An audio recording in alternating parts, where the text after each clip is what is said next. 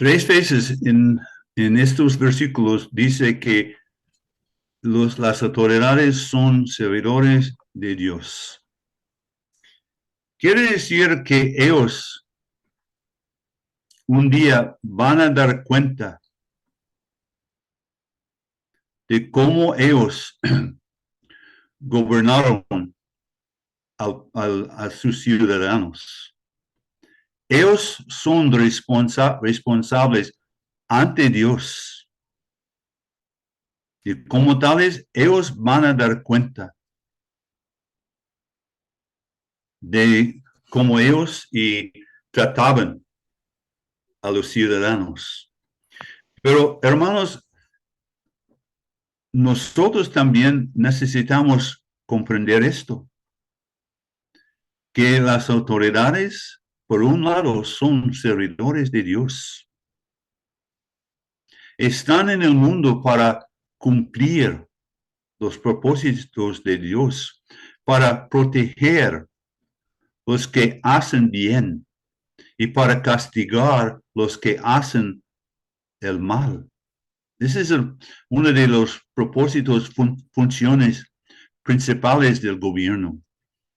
Restringir el mal y bendecir el bien o proteger los que hacen lo bueno. Entonces dice el versículo, al final del versículo 3, haz lo bueno y tendrás alabanza de ella.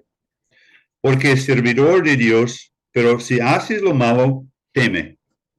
Porque no en vano lleva la espalda. Pero la espada no, espada sí. Yo creo que la espada se refiere a la pena capital. Quisiera leer con ustedes en Génesis capítulo 9. Génesis capítulo 9.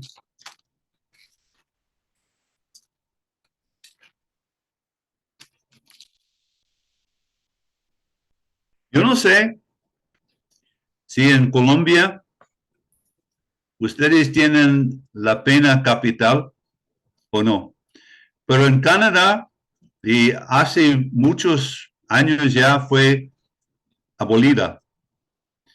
Y algunos dicen que es un castigo muy cruel y muy injusto. Pero eso es lo que dice la Biblia. Génesis capítulo 9, versículo 5. Génesis 9, 5. Porque ciertamente demandaré. ¿Quién está hablando? Dios. Porque ciertamente demandaré la sangre de vuestras vidas. De mano de todo animal la demandaré, y de mano del hombre, de mano del varón, su hermano, demandaré la vida del hombre. El que derramare sangre de hombre, por el hombre su sangre será derramada. ¿Por qué? Esa es la clave, hermanos. Porque a imagen de Dios es hecho el hombre. ¿Qué quiere decir eso? Es que cuando un ser humano asesina, mata a otro, es un ataque directo a la persona de Dios. Está matando, derramando la sangre de una persona creada a la imagen de Dios. Por eso, hermano, ante Dios, la pena capital no es un castigo injusto. Al contrario. Y realmente nuestro punto de vista en esto realmente no vale para nada. No vale. Dios está hablando. Entonces, en Romanos, cuando dice, no lleva la espada en vano, quiere decir que las autoridades tienen el poder, la autoridad de ejecutar a las personas que quiten la vida de las personas. Y dice, pues el servidor y vengador para castigar a lo que hace lo malo. Por eso dice en el versículo 5, por lo cual es necesario estarle sujetos. Una vez más, la sujeción, la sumisión a las autoridades, no solamente por razón del castigo, sino también por causa de la conciencia. Pero aquí la conciencia no delante de los gobiernos, sino delante de nuestro Dios. Entonces, como cristianos, nosotros debemos comportarnos bien, sometidos a las autoridades para mantener la conciencia limpia delante de nuestro Dios. Y también delante de los hombres, pero en primer lugar, delante de nuestro Dios, quien estableció el principio del gobierno. Entonces, a la luz de esto, nosotros como ciudadanos debemos pagar nuestros impuestos, quiere decir tributo, impuesto. O sea, ese es algo que en Mateo capítulo 22, cuando los fariseos se acercaron al Señor preguntándole acerca de César, el Señor dice, dar a César lo que él merece y a Dios lo que él merece. Y en este caso, César quiere decir el gobierno. Entonces, los cristianos, como ciudadanos fieles, debemos pagar nuestros impuestos. En cuanto a la casa, la propiedad. Y darles a los que merecen el respeto y a los que merecen la reverencia apropiada.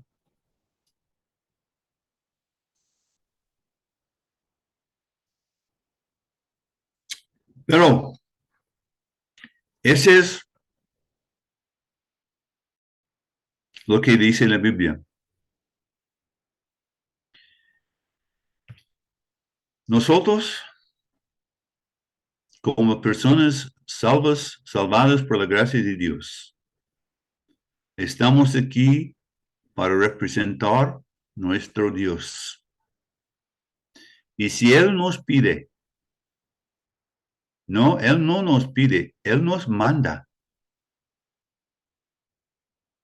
que nosotros vivamos en plena sumisión a las autoridades. ¿Qué vamos a hacer? Y si vamos a hacerlo en obediencia al Señor, vamos a hacerlo sin quejarnos, sin murmurar. No. De buena voluntad, de buena gana, vamos a hacerlo. Vamos a ser ciudadanos ejemplares, los buenos. Vamos a ser ciudadanos que los demás pueden, en los cuales los demás pueden ver algo diferente.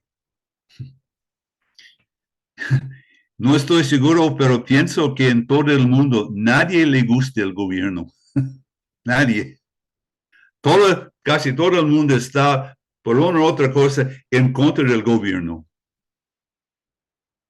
Pero para el cristiano, el gobierno está para mantener orden, para castigar lo malo y proteger el que hace lo bueno. Pero sabemos, hermanos, que vivimos en un mundo caído, un mundo violento, un mundo con muchos gobiernos corruptos. que no hacen el bien. Que en muchos casos y los gobiernos en el día de hoy y castigan a los que hacen bien y recompensan a los que hacen mal. Pero no importa. Nosotros estamos en el mundo confiados en el Señor, sometidos a las autoridades establecidas por Dios mismos, Dios mismo. Pero todo esto, a menos que el gobierno nos pida que nosotros hagamos algo que contradice la palabra de Dios. A este punto, hermanos. Si el gobierno nos pide que nosotros hagamos algo pecaminoso, ¿qué vamos a hacer? No vamos a hacerlo. No para nada. Porque nosotros pertenecemos a Dios y siempre debemos, en primer lugar, obedecer a nuestro Dios y su palabra. Entonces, si el gobierno nos pide hacer eso, ¿cómo vamos a responder? Yo creo con integridad, con tranquilidad y con nuestra confianza bien fundada en nuestro Dios y su palabra.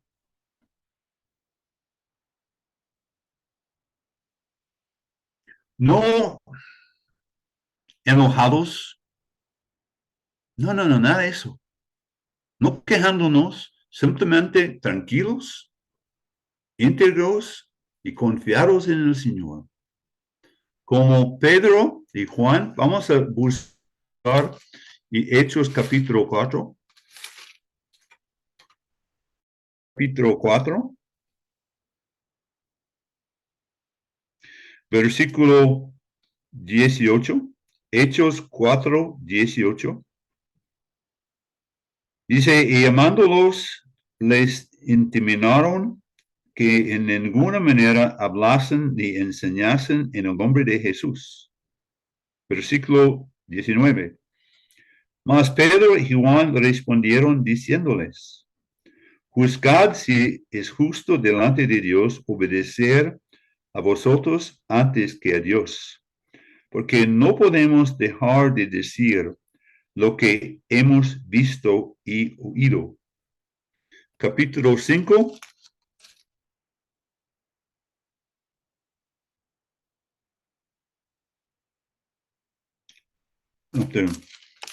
Capítulo 5, versículo 29.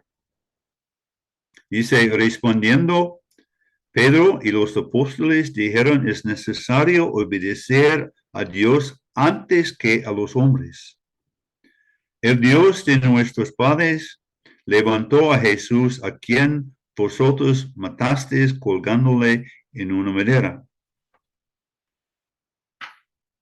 Versículo 40. Y convinieron con él, y llamando a los apóstoles, después de que azotarlos, latigarlos, les intimidaron que no hablasen en el nombre de Jesús y los pusieron en libertad.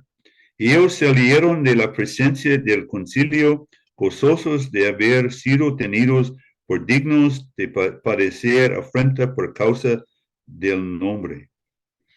Daniel capítulo 3, hermanos.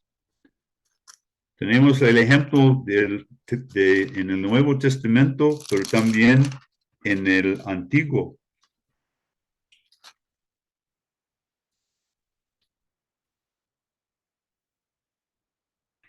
Y muchas veces, hermanos, cuando leemos las escrituras y estamos estudiando, a veces somos culpables de dar por sentado que todos conocen bien la Biblia.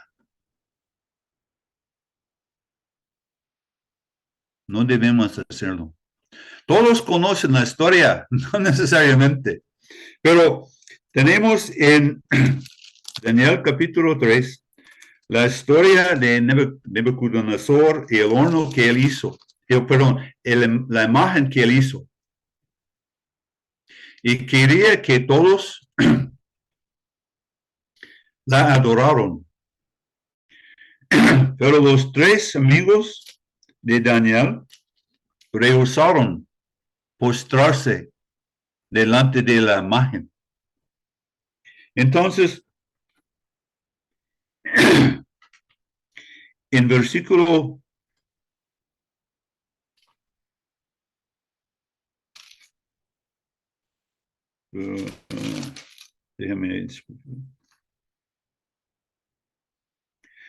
versículo 17, versículo 16, perdón.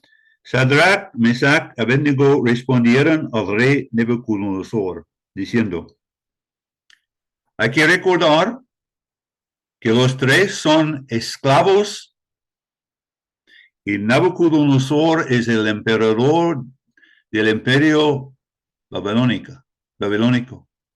Es la persona más poderosa en todo el universo. Bueno, en el mundo. Y dice, no es necesario que te respondamos sobre ese asunto. O sea, no es necesario explicarle nada. He aquí nuestro Dios. Dice nuestro Dios personal, mi Dios, a quien servimos, puede librarnos del horno de fuego ardiendo y de tu mano, oh rey, nos liberará. Y si no, sepas, oh rey, que no serviremos a tus dioses, ni tampoco adoraremos la estatua que has levantado. Y el rey se enojó, los tres fueron echados en el horno, y de inmediato y estuvo a su lado el Señor. Ellos no sufrieron ningún daño. Pero hermanos, nuestro deber, nuestra responsabilidad, ante todo, es obedecer a Dios y dejar las consecuencias de nuestra obediencia en sus manos.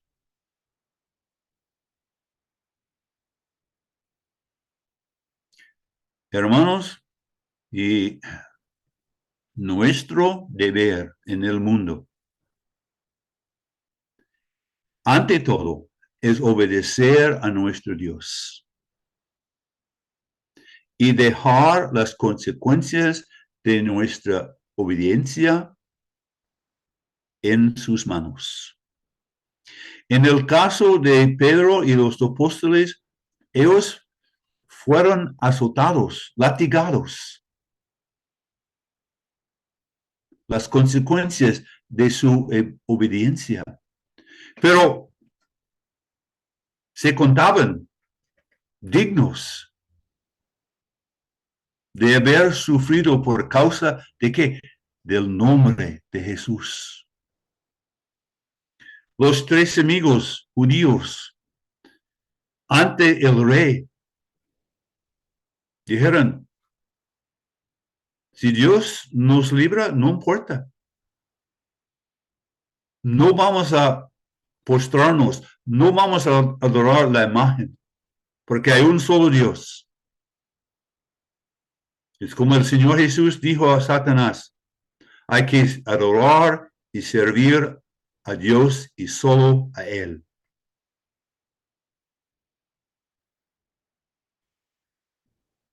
Hermanos, en la vida cristiana, en su relación con el gobierno, No hay lugar para manifestaciones públicas. No hay lugar para huelgas, desfiles. Nada de eso. Nada. Si el gobierno llega a la puerta del local y dice, ustedes ya no pueden reunirse. Se trata de abrir la Biblia y dice, mire, Señor, la Biblia dice que los creyentes no deben dejar de congregarse. Punto. Final. Y si ellos insisten, pero nosotros, en obediencia al Señor, como una asamblea, como una congregación, continuamos congregándonos en obediencia a Dios y su palabra. Y en la vida personal de un cristiano, si el gobierno quiere que el creyente haga algo malo, él dice, yo no puedo hacerlo. Con todo respeto, Señor, le digo, yo no puedo, porque yo pertenezco al Señor Jesucristo, que a precio de su propia sangre me compró. Y hoy yo estoy en el mundo para representarlo, para obedecerlo. Y si usted quiere que yo haga algo que en contradicción a la palabra de Dios, yo no puedo hacerlo.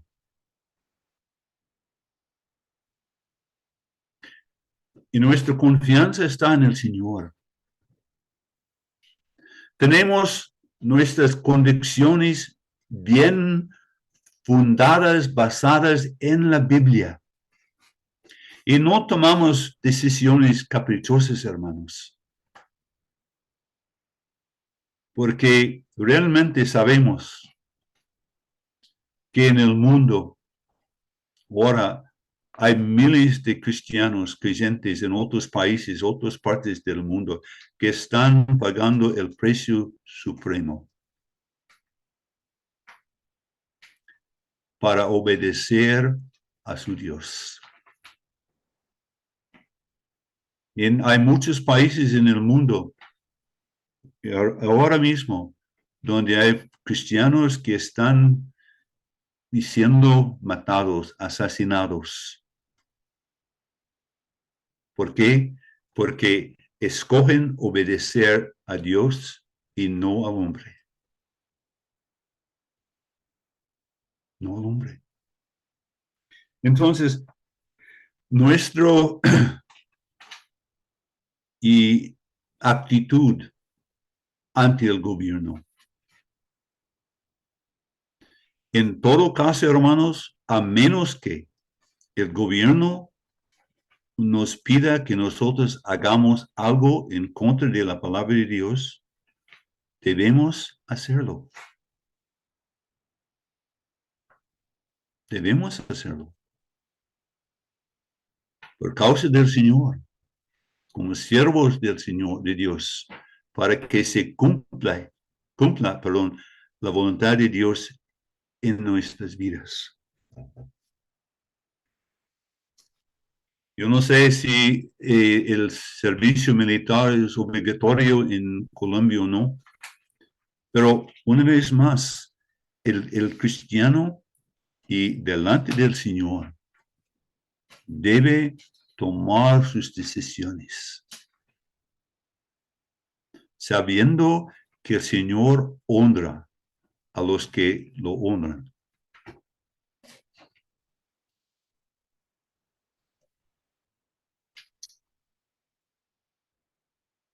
Versículo 8. No debáis a nadie nada, sino el amaros unos a otros, porque el que ama al prójimo ha cumplido la ley. Porque no adulterarás, no matarás, no hurtarás, no dirás falso testimonio, no codiciarás, y cualquier otro mandamiento en esta sentencia se resume: amarás a tu prójimo como a ti mismo. El amor no hace mal al prójimo, Así que el cumplimiento de la ley es el amor. En lo que acabamos de leer, hermanos, hemos visto el método de Dios para hacer cumplir la ley.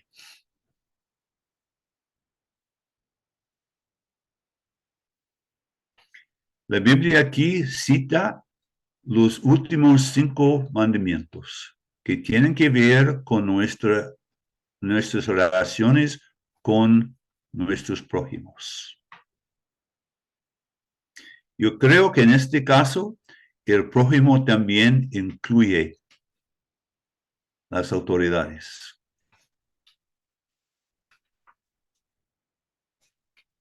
Es el amor. A tu prójimo como a ti mismo, con la misma sinceridad. Pero hermanos, no necesariamente a la misma medida. O sea, si tú compras un carrito, no quiere decir que tienes que comprar un carrito para tu vecino. No, no, no, no. Pero sinceramente deseando su bienestar.